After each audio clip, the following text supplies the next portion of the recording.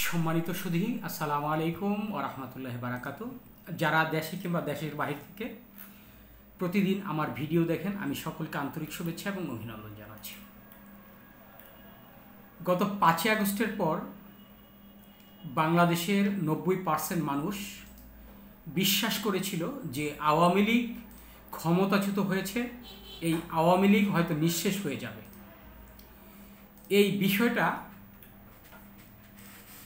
যতটা সহজভাবে বিশ্বাস করা, অতটাই কঠিনভাবে এই মুহূর্তে বাংলাদেশের প্রতিটি ক্ষেত্রে এই বিষয়টা একেবারে কঠিন থেকে কঠিনতর হয়ে এখন দাঁড়িয়েছে।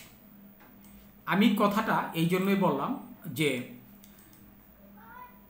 একটি মানুষকে কিংবা 300 আসনের এমপি মন্ত্রীকে এদেশ থেকে তাড়িয়ে দেওয়ার অর্থ এই নয় যে আওয়ামী লীগ একেবারে নিঃশেষ হয়ে গেছে।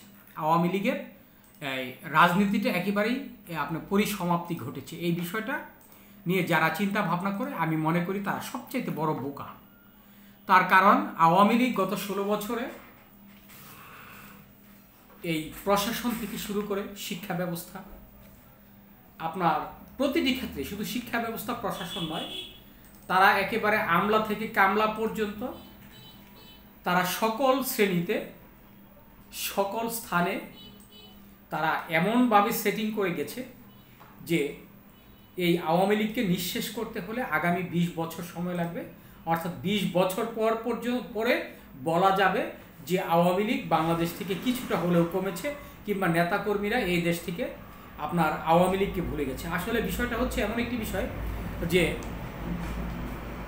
আপনারা হয়তো অনেক সময় দেখেছেন যে একটি পুকুরে যখন কচুরি পানা জন্মায়,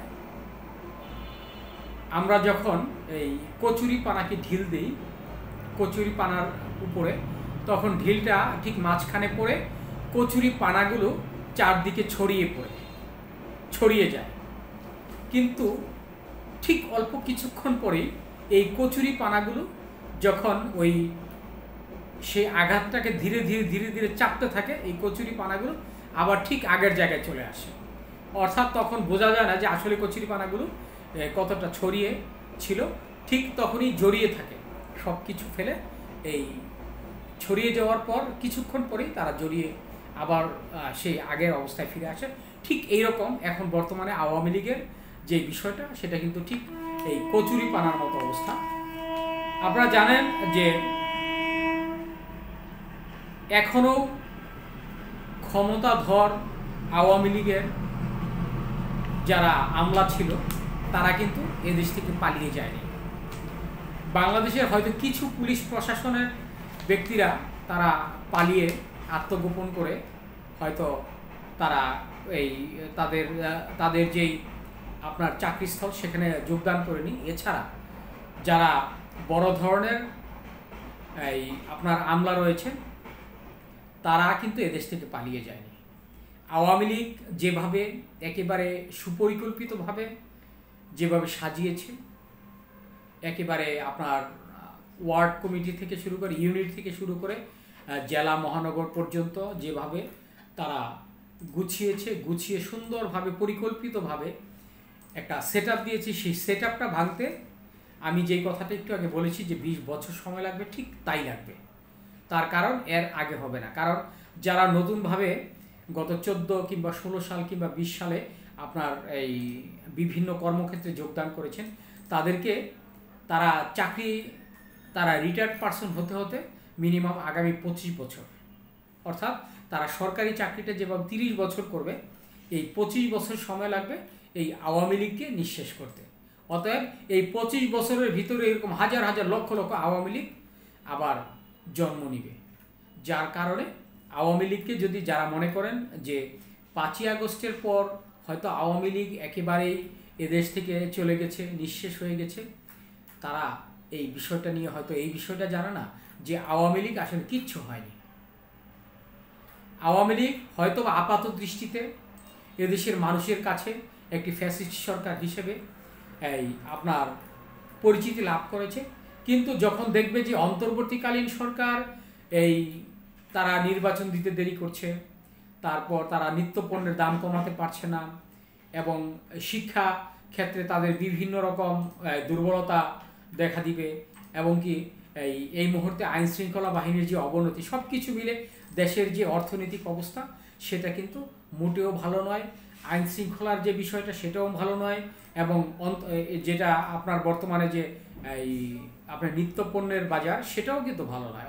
অর্থাৎ এই অন্তর্বর্তীকালীন সরকার কয় বছর পর কি করবে সেটা নিয়ে আসলে সাধারণ মানুষ একেবারে মোটেই চিন্তিত নয়, যার কারণে এখন মানুষ এই কথায় কথায় বলে আগের সরকারই ভালো ছিল। আসলে এই কথাটা কিন্তু বলতে শিখিয়েছে বর্তমানে অন্তর্বর্তীকালীন সরকার। তার কারণ তারা যদি 8ই আগস্টের ক্ষমতায় আসার পরপর যদি তারা নিত্যপণ্যের দামটা কমাতে পারত, যদি এদেশের যে আপনার আইন শৃঙ্খলা, এই আইন শৃঙ্খলার যদি উন্নত করতে পারত, যদি এই আপনার হত্যা, রাহাজানি, চুরি, ছিনতাই এগুলো বন্ধ করতে পারত, তাহলে মনে হয় এই মুহূর্তে বাংলাদেশের সাধারণ মানুষ কখনো এই কথাটা বলতে সাহস পেত না যে আগের সরকারই ভালো ছিল। আমরা মনে করছি যে যদি এই আওয়ামী লীগ সরকারকে একেবারে চিরতরে উৎখাত করার যে পরিকল্পনা এই বর্তমানে অন্তর্বর্তীকালীন সরকার এবং সমন্বয়কদের মধ্যে রয়েছে, সমন্বয়করা মাঝে মাঝে বলে থাকেন যে এই আওয়ামী লীগকে নিষিদ্ধ করতে হবে। আসলে আওয়ামী লীগকে নিষিদ্ধ করাটা মোটেও সম্ভব নয় এবং সহজ নয়, কারণ যারা আন্দোলন করেছিল এই 5ই আগস্টের পূর্বে, জুন জুলাই আন্দোলন করেছিল এই আপনার জাতীয়তাবাদী বিএনপি এবং জামাত, এই মুহূর্তে কিন্তু আওয়ামী লীগকে নিষিদ্ধ করার পক্ষে জামাত কিন্তু স্পষ্ট কিছু বলছে না, এবং বিএনপি কিন্তু সেটা মোটেই বলছে না। তার কারণ বিএনপি জানে যে যদি এই মুহূর্তে আওয়ামী লীগকে নিষিদ্ধ করে দেয় তাহলে বিএনপির অবস্থা -2 ফর্মুলা, সেই ফর্মুলাতে চলে যাবে, তখন তারা আন্দোলন করার মতো মানুষ পাবে না। যার ফলে এই মুহূর্তে শেখ হাসিনাকে পাশে রেখেই বিএনপি চাচ্ছে ক্ষমতা আঁকড়ে ধরতে। এই বিষয়টা যেমন আমরা বুঝতে পারছি, এটা একেবারে সাধারণ মানুষ একেবারে পরিকল্পিতভাবে এবং তারা সুচারুভাবে সেই জিনিসটা আপনার বুঝতে শিখেছে এবং বুঝতে পারছে, যার কারণে এই আওয়ামী লীগকে নিষিদ্ধ করা এতটা সহজ নয়, এবং অন্তর্বর্তীকালীন সরকার যা ইচ্ছে তাই করবে সেটাও কিন্তু মোটেও সম্ভব নয়। তাই আমরা মনে করি যে এই মুহূর্তে এই এখনও ক্ষমতাধর আওয়ামী লীগের যে আমলারা রয়েছে তারা কিন্তু এদেশ থেকে পালিয়ে যায়নি। তারা ধীরে ধীরে আরও শক্তিশালী হবে, এবং এদেশের যারা এই রাজনীতির মাঠে এই মুহূর্তে যারা একেবারে চুপসে রয়েছে তারাও ধীরে ধীরে আপনার আবার নিজেকে উপস্থাপন করবে ভিন্ন রূপে, ভিন্ন আঙ্গিকে এবং ভিন্ন রাজনীতিবিদ হিসেবে। তারা এই বিষয়টা আমরা এই মুহূর্তে দেখতে পাচ্ছি। ধন্যবাদ সবাইকে, ভালো থাকবেন, সুস্থ থাকবেন, নিরাপদে থাকবেন।